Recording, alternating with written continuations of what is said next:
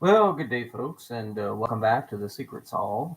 This is a program where we look at the book The Secret by Byron Preiss and try to come up with ideas concerning what the author and the people involved in creating these images were up to back in the 1980s. And in this show, I will point out some of the things that I see in the image. I will then go through some information I've collected to assist in working through what I believe to be a solve for the puzzle, and then show you how the back of the book can work to present the solve. So if you want to follow along, just click the links. So I'm going to start out just basically talking about the image itself. So there's the guy standing on top of an Indian that's looking upward, and in the sky you have the obverse of the state of Florida. And so I think there's consensus that this probably is a Florida image. So if we look at the writer himself, he's got this flag with several different colors on it, and it's stuck at a certain point in the top of the figure. This figure is riding a horse of the period that appears to be somebody that might be an explorer. And if you just look at the horse itself, the one thing is that the exaggerated leg, so the upper leg of this image figure is somewhat exaggerated. In other words, it's swollen. On the top of the head of the figure is a strange hazmat helmet. I don't know why the guy would be wearing a hazmat helmet from a hazmat suit on his head. Also, you have a round dot with a circle. It could mean that this is the prime meridian marker or a dot or a pin on a map, if you will, or it could just be to point you towards the Appalachee people who were in this area at the time of the indigenous people.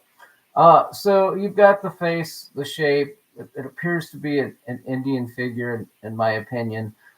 You've got, so now just looking at some of the areas within the cascading coal, if you will. So if you start over here in the G6, 7 area, there's definitely a bird in that area. It's been pointed out. There's a face of another bird at the E and F with a crooked nose pointing at us around the 4 and the 5 location. There's another appearance of a bird at the F and G place around the 2 and 3. Then as you move down, you've got the appearance of some sort of fawn animal. At the this one would go from the HIJKL and expand from the 1, 2, 3, 4, 5, and there's basically an extra leg, it looks like, on that particular animal. So the idea is that there's a number of different animals in this, but they don't look quite healthy. In other words, they don't appear to have everything that they would need in order to be healthy animals. Because some of them have an extra leg, one of them's missing an eye, the other one's got a crooked nose and no eye. And then over here, you've got feathers. So if you look at the F and G location in that rock, you actually have like a couple, 2 or 3 feathers. And that's about where, if you look at the Seminole Indians profile, Florida State University Seminole, you'll see the feathers on the image. And we'll get to that in a little bit later. So down here in the grass, I actually see a T over here at the very, L and M location. I see an H over here at the, let's just say 5, 6 position. And if you take the green grass that's there, I see an A. So anyway, I'm thinking that they're giving you some of the letters in the word Tallahassee right there in the green grass with the flower on them. So over here in the water, you have this water that has a greenish tint at the P and O location. In other words, the water is not really clear, and for some reason, it does not reflect. Where it reflects the reflection of the rock itself, it does not seem to reflect that of the um, palm tree. And I can't really figure out why it only reflects just the rock itself. Um, and so again, you've got that appearance of some, I don't know, moss, or the water's not quite right. It looks like it might be polluted. Um, and so the other thing I want to mention is usually clouds uh, form from the bottom. And if you look at this big old puff of smoke that the horse and rider is in, that's not really a cloud, because it's like smoke, because all of this is arising from the ground and going upward. So like if you look back where the tree is, you've got that originating from the ground and going upward. And so I think there might be a little bit more going on in this image than people would originally maybe think. um, Also, if you look at the actual trunk of a tree, it's almost too straight to actually be what a tree trunk would look like. So I think there's some additional detail probably presented in that particular area of the image itself. And so I'm going to then let's look then at what I see in this image. So um, if you want to follow along, just go to thesecretsolve.wordpress.com. So anyway, people think that this is in Florida, and I agree with that. So the flag is planted in or about the location of Tallahassee. Okay, if you look at a map of Florida and see where the flag is actually planted. Further evidence of this can be shown by looking at where the flag is flown. Territorial Governor William Duval appointed 2 commissioners to find a more central location for Florida's capital. Here, John Lee Williams of Pensacola and Dr. John Simmons of St. Augustine. Okay, so people don't think that you can really use the back of the book to help in assisting the solve, whereas I believe that it's crucially important. And so I'm just going to introduce the sweat slip to you. Sweat slip, whatever. So I believe this person to be none other than Simmons, Richard Simmons. So if you want to take a look at Richard Simmons and then look at this sweat silk and see if you think that's Richard Simmons. And so if it is Richard Simmons, and I put a link to his Wikipedia page, you have to understand that Richard Simmons matches the John Simmons of St. Augustine. And it gives you confirmation of the place and the location.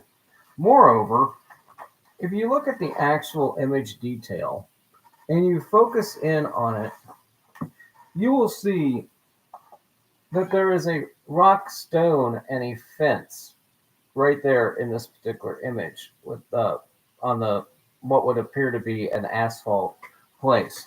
So in this particular image in the back of the book, you have a place in which you can go to look for potential confirmations of the information that's being provided.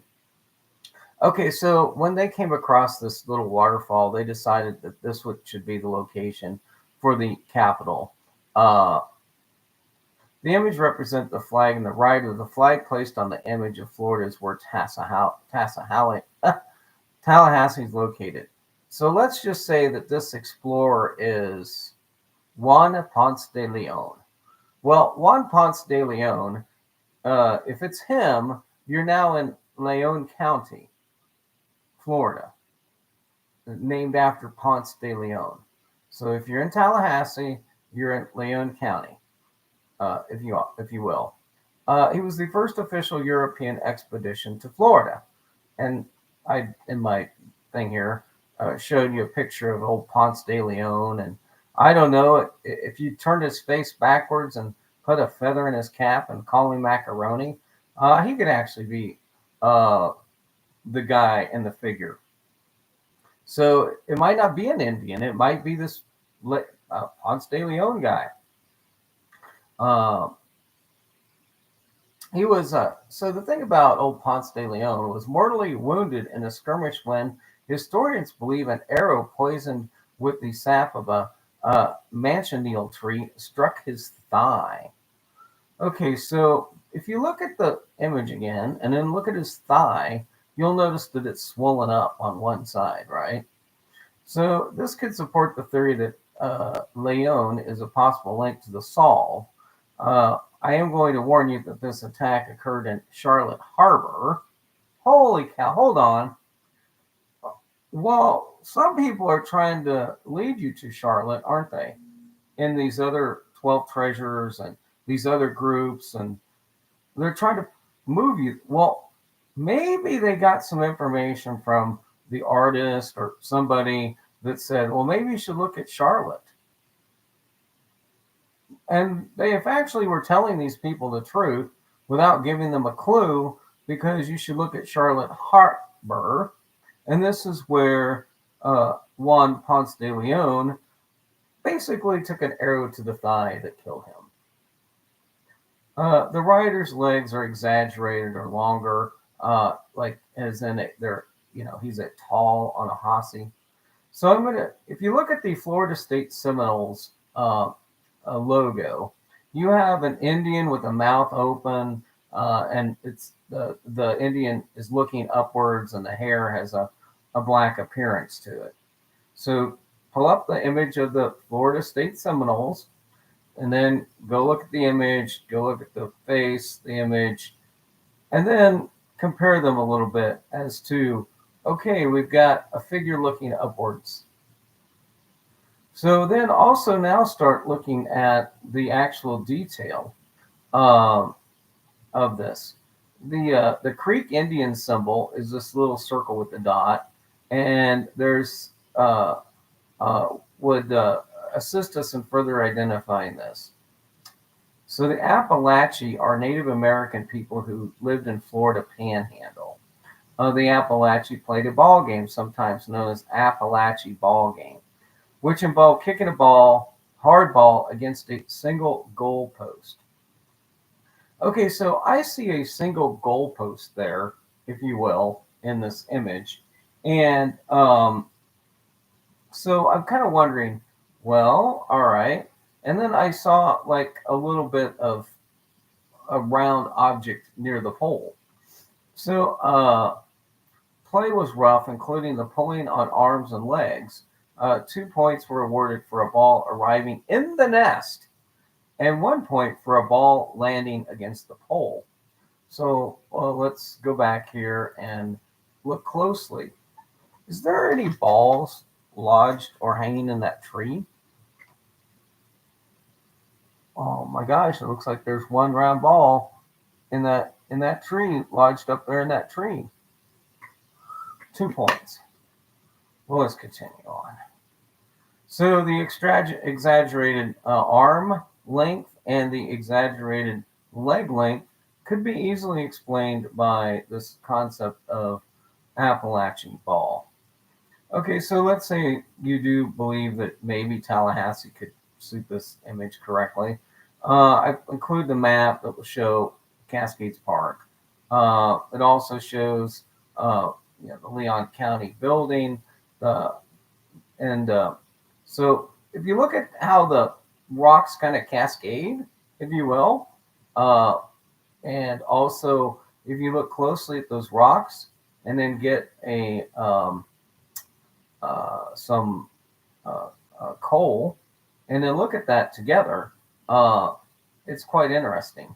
So, this is over here by the Swanee River, the Swanee River. Oh, I've never heard that song before. Or the one about Tallahassee, Tallahassee, the Swanee River. Oh, I've never heard those tunes. So you notice that Cascades Park is here near Bloxham Street. And if you know who Bloxham is, the Bloxham House used to actually be right here at Cascades Park. But it was moved in 1913, around May, actually.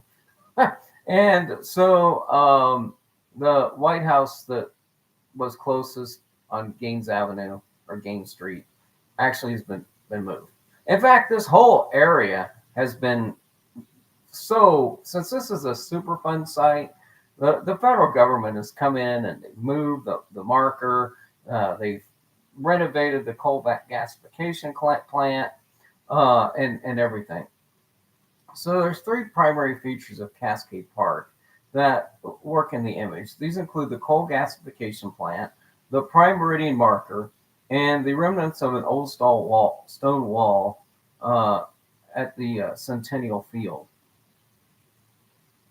Starting with the coal gasification plant, if you look at the overall image elements and you compare a sample of coal to the texture of the image figure in here, it's coal. You have the black coal, and then you have the gas in the background. So you have coal gasification. People like rebuses. I mean, that's a huge rebus, coal gasification right there. Okay, so that gives that. The second feature of the park is the prime meridian marker. Okay, so you've got a prime meridian marker, right? Okay, let's say you go with this prime meridian marker, and I provided an old picture of the prime meridian marker as it existed in the park. And you've got this marker, if you will, surrounded by a metal pipe structure, if you will. So you've got a little metal pipe structure surrounding this prime meridian marker. And I think this base at this time is just sand. It doesn't appear to be concrete, but somebody that lived in Tallahassee will have to assist me in explaining to me if in 1980 the prime meridian marker was on a base of sand or if it was more stuck into a concrete base. But to me, in that image, it looks like it was sand. So if you take the prime meridian marker and compare it to the idea of this iceberg or this object in the water meaning anything, then you come up with a pretty good idea that this could be the deal. Well, the next thing is let's just look at the Cascade Park and the Pleasant Mill Stream. If you go look at the building that is the Wildlife and Parks building. So you have all these birds, and then you have these other animals illustrating the location of or the place in which the building for the Florida Department of Wildlife and Parks. Now, there are people who have said, hey, look, I found this old brochure from the Florida Wildlife and Parks Department put out that kind of looks like something that's in this image. Well, maybe they did take cues from that and was trying to point you to the fact that if you locate the building in which that publication originated, you might be onto finding it. So there's the Parks and Wildlife building. I've included a picture of it here on the website. There is actually a post on the wildlife building site. Okay. So if you go look at this post that's on the Parks and Wildlife Buildings property, right across from the park, it looks strangely familiar to the tree, if you will. And I'm not saying that he didn't put it next to this pole that's on the Department of Wildlife Buildings property, but he could have. But anyway, there's that. And the rider in image is wearing a biohazard helmet. I helped you point that out. So on my website, I've included a picture of what Cascades Park looked like before they've done all of the renovations. And so if you see this, you can see in the background of this image, you have the coal gasification plant. You have a road leading up to it. You have this crossover road.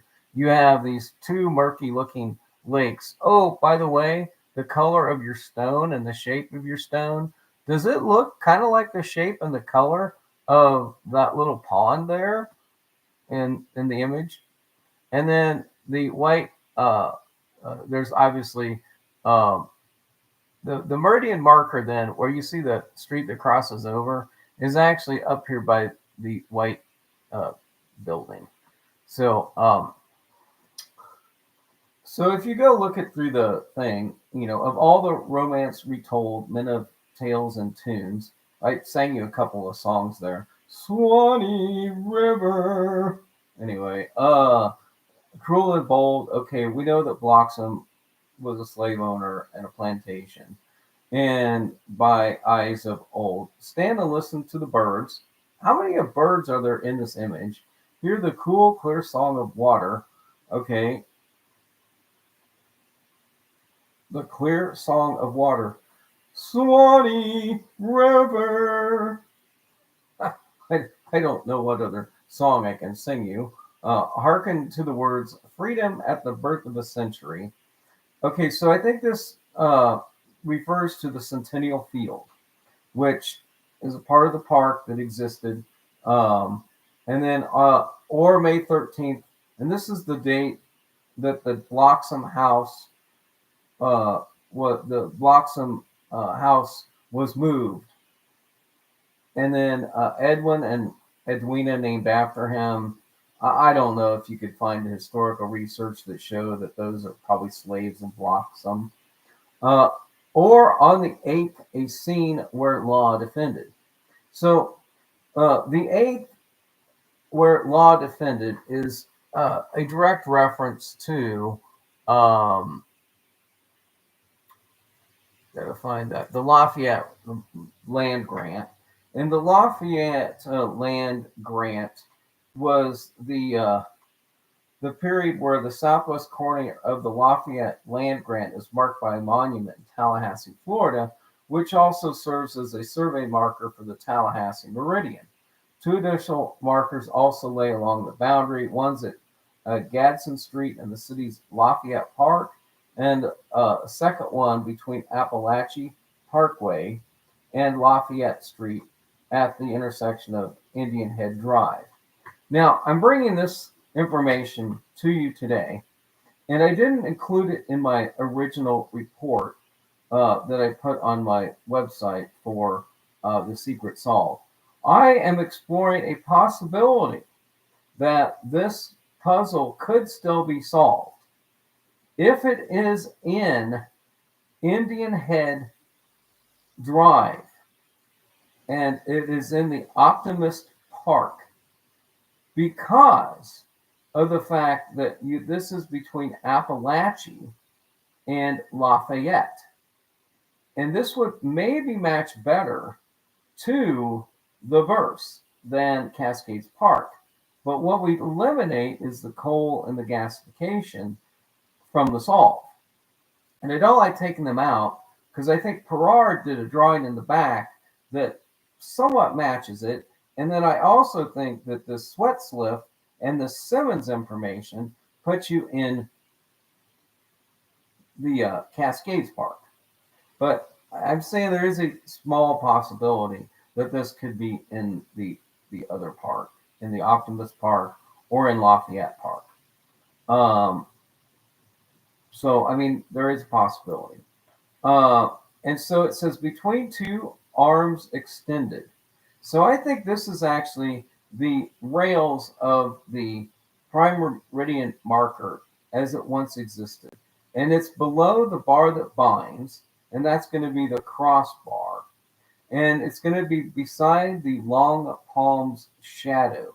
And here I think, if you look at the picture that I show you here in my write-up on the Secret Solve WordPress, you have a picture of the prime meridian marker with a tree with that kind of straight that it's basically the same tree that's in the image.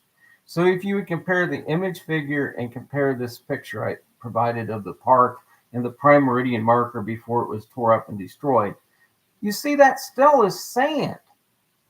That's still sand. Those posts, those four corner posts, are in concrete, and there's a square uh, pad, and then within that pad, there still appears to be sand.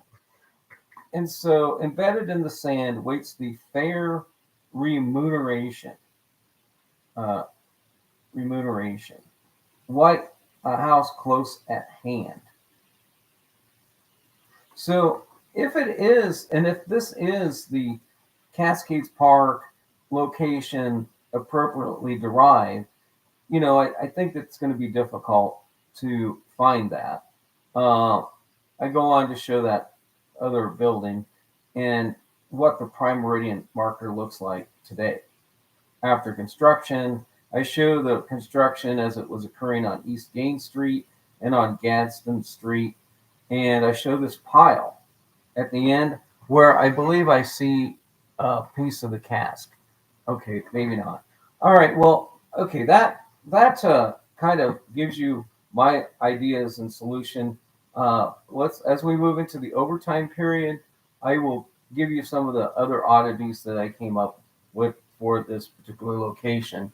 So, just looking at Florida State University, again, it's the Seminoles.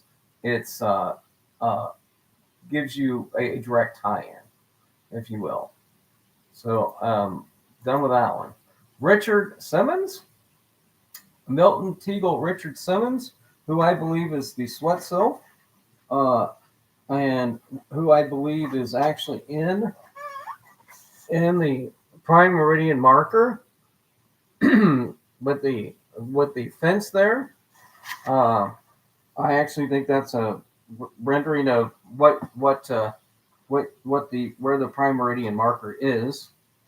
So that's Richard Simmons. I'm pointing him out because he attended, um, and this is why they're pointing you to the French Quarter and all of this stuff. But his mother was a Russian Jew and a fan dancer, so I like this to be your sweat sylph. Another fun fact is Burt Reynolds, uh, prominent actor at the time, The Longest Yard, White Lightning, Smoking the Bandit, Semi Tough, The End, Hooper, Starting Over, Smoking the Bandit 2, Cannonball Run, Sharky's Machine. All of these would have been out. He was the star of Gunsmoke. Uh, he's a graduate. And I think you might be able to find old Burt Reynolds. Oh, by the way, Bert's middle name is Leon. Always like it when you can find a matching name. Uh, Burt Leon. You're in Leon County. Um, so the other one is the other Tallahassee graduate or person that's mentioned in the back of the book that could point you to Florida. And Florida State is Mr. Rogers. And Mr. Rogers is mentioned in the back of the book. And so years before he became an icon to millions of popular public television viewers as a host of Mr. Rogers, Fred Rogers was smitten by a child prodigy pianist. Oh, a harpsichord silently playing. He met on the campus of Rollins College in Winter Park. Okay, well, Sarah Joanne Bird. Oh, I always love it when I find birds in an image. And then I find the name of somebody mentioned in the back of the book. And then I find out that Sarah Joanne Bird earned a master's degree in music for the piano from Florida State University in 1952. Became his wife and mother of his two sons, Ed and Edwina. No, I'm just kidding. Okay, so there you have the Fred Rogers connection from the back of the book that leads you to Florida State University. Uh, oh, Jim Morrison, The Doors. How could anybody not include Jim Morrison if he went to Florida State University? Of course, you got to include I'm sure somewhere in the back of the book there's a mention of the band, The Doors, or something to do with James Morrison. But Mr. Morrison might have been one of those guys who fall into the category of teen angels. Well, he's a little older than a teen angel. Maybe he's the sophomore jinx. Maybe it was later on in life. But Morrison is a part of the 27 Club. So the 27 Club is this thing that people have developed that there are so many people that were in rock and roll, that were in television, that were in music, that were famous pop people that died at the age of 27. Well, that's when he died. So Morrison is a Melbourne, Florida native. So again, more information to put you in the state of Florida. Um, the next one is Faye, and I like anytime I find a Faye in a book about fays and fairies, it's always nice. I enjoy it so much. So I see that Faye Dunaway was in a movie called A Place for Lovers, and here she is leaning up against a rock in a promotional vehicle for that. She also has some connection to.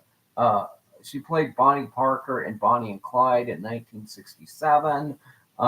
She was in this movie called The Chase in 1966.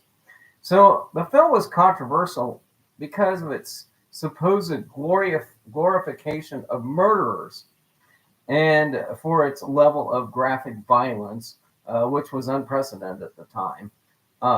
So anyway, she also starred with Natalie Wood in that movie.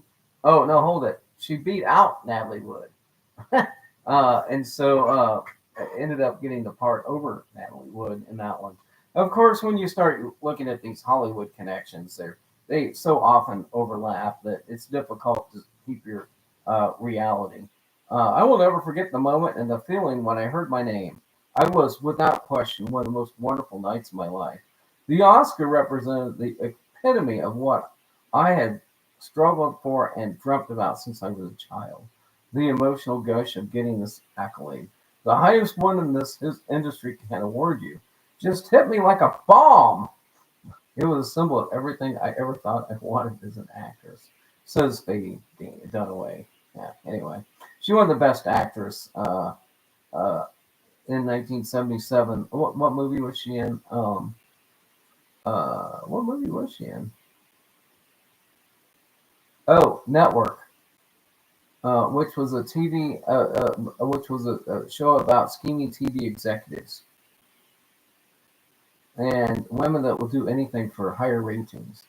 Okay, so Faye Dunaway, another attendee of Florida State.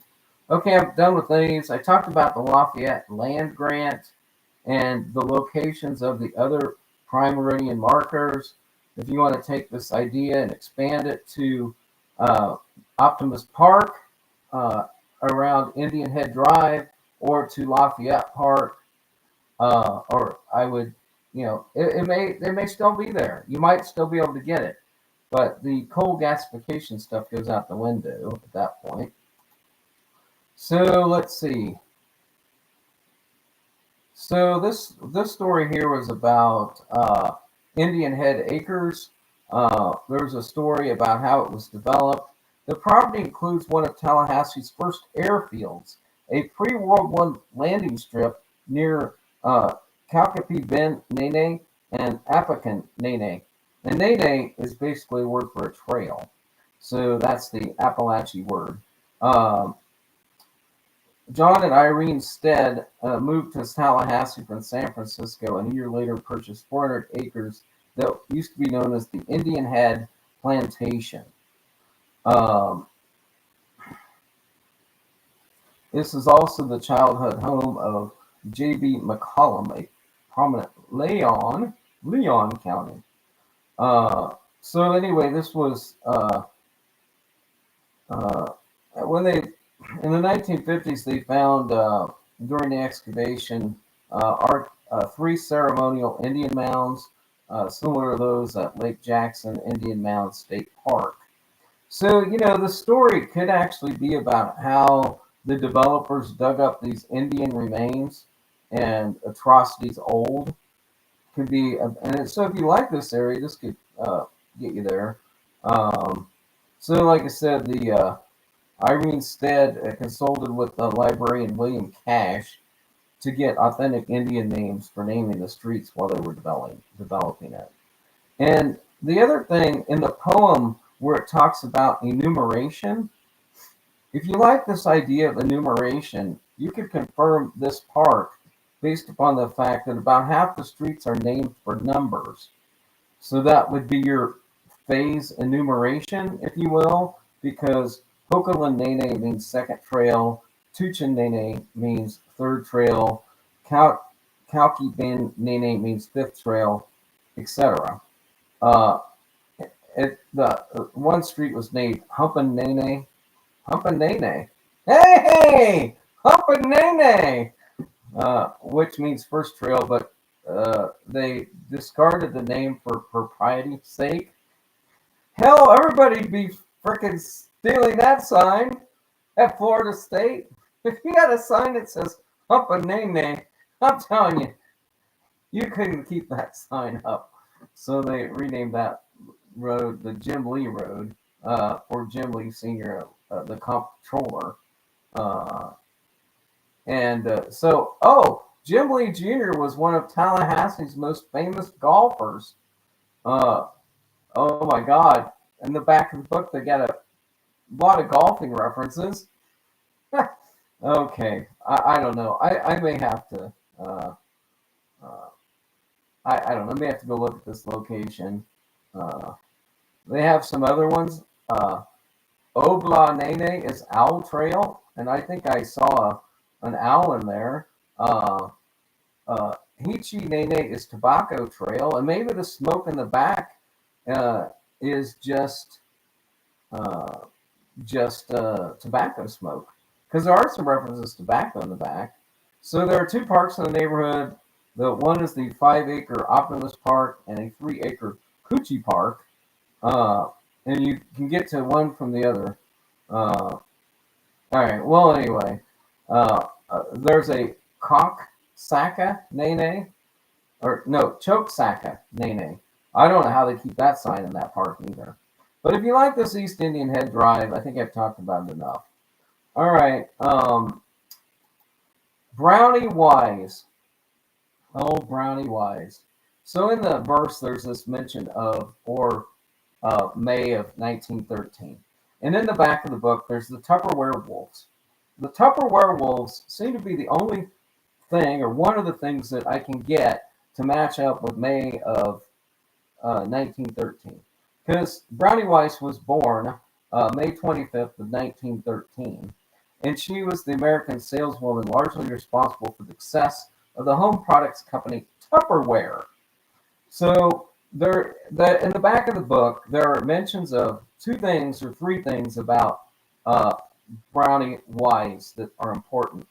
One is, and another one is that her future husband, Robert Wise, she met him at the Texas Centennial Exposition, and they moved to Detroit. Anyway. So she was born in Buford, Georgia. Um, but anyway, Wise worked as an executive secretary at Bendix.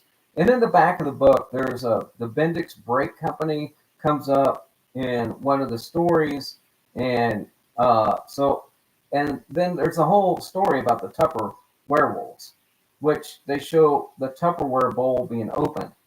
Now, the way which I think this works in is that, so here you have Earl Tupper, who used polyethylene, polystyrene, and all the other stuff that is the plastic. In other words, he's got all kinds of plastics, and the plastics end up eventually becoming waste. And the coal gasification plant in um, in the park was producing all kinds of toxic waste that they had to dispose. And the reason that one pond looks a little hinky is because it basically is the thing. So the reference is that Tupper moved his company to Florida, to Orlando, Kissimmee, Florida. Uh, so here you have another Florida reference directly tied to the back of the book. So that's old Browning wise. Earl Tupper, talked about him. Uh, so I did want to bring up the this information about the founding of Tallahassee. So if you go look at the tab about the history of Tallahassee, it says the St. James Hotel was constructed sometime during the 1870-1883. It was a three-story hotel with a porch wrapping two sides, located on the corner of Monroe and Jefferson Street. The St. James became the Bloxham House from 1909 to 1930, moved to 410 North Calhoun Street. That could be your Bloxham House tie-in to the history. In 1881, which is put on another in another puzzle, you have what, 1881? The Leon Hotel was constructed at East Park Avenue. Okay. The Leon was destroyed by fire. William D. Bloxham, you just want to read about William, some of the controversial things he was involved in, his plantation, etc. I talked about the power plant. So Cascades Park, the history of Cascades Park. You have the two guys, Simmons and Williams, who William Pope Duval. Anyway, you have all these people. So the thing I forgot to, and so anyway, the contamination was from polyclick aromatic hydrocarbons, which are benzene, toluene, and ethylbenzene, and xylenes, which are basically production of plastic. In the back of the book, they talk about PVC pipe, polyacrylate. They talk about DuPont. DuPont is where Tupper worked. So Tupper worked at the DuPont plant, if you will. Okay, so we've got the Cascade Park, the naming. Talked about May of all the events of May of 1913, the ones that I thought you could match. Okay, the one thing I forgot to mention about Florida State is Byron kind of likes to have fun with religion, and Florida State was actually founded as a religious college. And if you go look at the Solve in Cleveland, overlooking the treasure ground is the St. Mary's, if it is it. Anyway, there is in close proximity to that Solve location is also another seminary, if you will. And I don't know if that was a theme he was trying to present or not. Okay, let's get to the back of the book and look at the other big confirmation. We're looking for the Tupperware wolves at this point. Hopefully we can find them.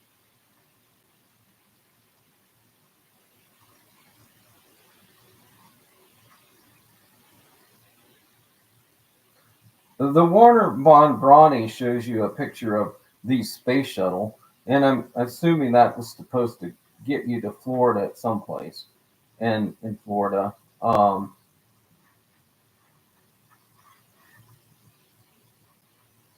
But I base some of my ideas on the Perard drawing. So the Perard drawing on the corporate giants, on 194 and 195, it's got the same theme of having some animals, some cascading type rocks, a outflow pipe, if you will, coming out of this big old corporate giant. And over on the hill, you have this gasification coming up off of the ground of the corporate giant. And I think the nose approximates in this image. The nose approximates what the prime meridian marker is in this one, and then the cigarette coming out of his mouth approximates, the tree next to the rock. And so I think this drawing here might have been like a runner-up drawing to that other one that was actually used. And then Brownie Weiss, after Brownie Weiss's, and Werner von Brownie, oh, I just realized, Brownie Weiss! Ah, he got me again. All right. Well, anyway, there's this. And so here you have the Unreal Real Estate Brokers. This is what Brownie Weiss ended up doing when after she left Tupperware. She became a real estate agent. And so there's that. There's the doctor from Florida that played golf. Where's the Tupperware Wolves? All right, I'll leave that up for you guys to look at, the old Tupperware Wolves. But I think if you look at the Brownie Wise, if you're buying Brownie Wise, I get it now. All right, folks, it's been fun. I've got some people. Hey, treasure seekers, good to see you. Imagination of Innocence, Jeff Signeri. Glad you guys could join along today and looking at the puzzle for Florida. I got to jump out of here real quick. I don't know why I do that.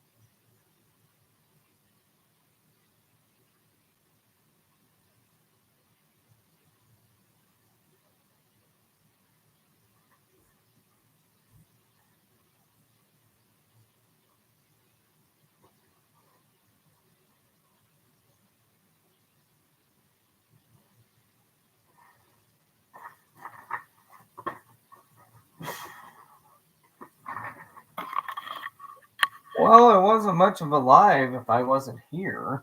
But anyway, and now for extra innings. Time for extra innings when it comes to the David Secret Solve show. This is where we go into the weird and unseemly part of the discussion.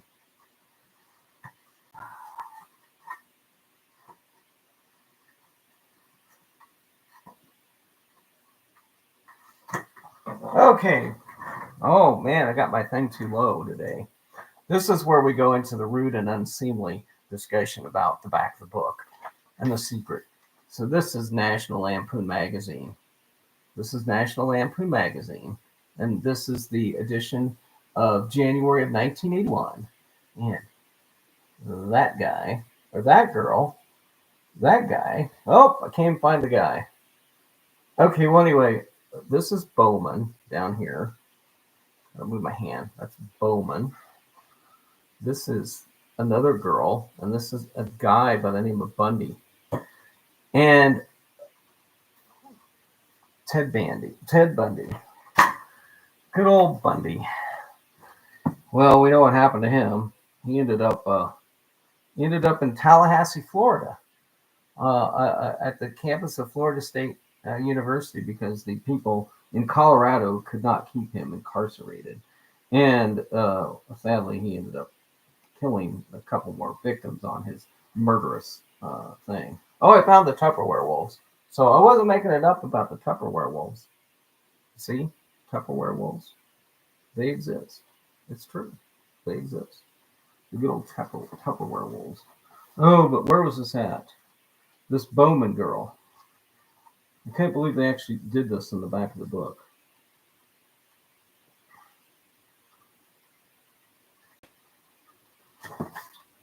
So, did you see the picture of the girl? Okay, what's happening with her hands? What's her hands doing? And this guy that pretended to be a doctor, look at the hair. Look at the hair on him. So look at the girl. The girl's got two hairs. She's got the blonde hair, and then she's got the dark hair.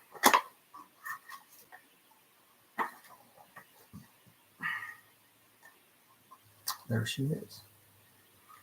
I actually think they took that story and ran with it. Hey, Melinda Cash, you're looking at my pentagram. I actually made that. I made that. I was going to hang it from the ceiling. It's a dream catcher. I'm going to use it to catch all my dreams. Well, folks, working at home, imagination of innocence. Something to listen to. What's my topic? I'm talking about The Secret by Byron Preiss. I'm talking about, yeah, they're more like my nightmares. Anyway, they're more like my nightmares. Anyway, so yeah, I'm just going over the book, The Secret, looking at the puzzles, giving you my solve location ideas. I'm going to be doing this for the next couple days. So anyway, appreciate everybody that joined in. I'll be back probably an hour or so as soon as I prep for my next one, which I think is in St. Louis. And I'm going to give you a location in St. Louis that I'm going to give you St. Louis, which the cabal who's trying to not get you to solve these has basically, there's not one in St. Louis. Really? There's the Spirit of St. Louis in the back of the book and the Chicago World's Ferry. So you put a Chicago World's Ferry in the back of the book, but you put a Spirit of St. Louis in the back of the book, but it doesn't mean anything. Anyway, what are my dreams? Yeah, pretty weird stuff. All right, folks, I appreciate you joining in. I'm jumping off. Hope everybody has a great day. I'll be back to do image number 7. Isn't it in Memphis? No, these 12 Treasures people, they haven't put that one in Memphis. They haven't put that in Memphis. I think there's one in Fort Knox. No,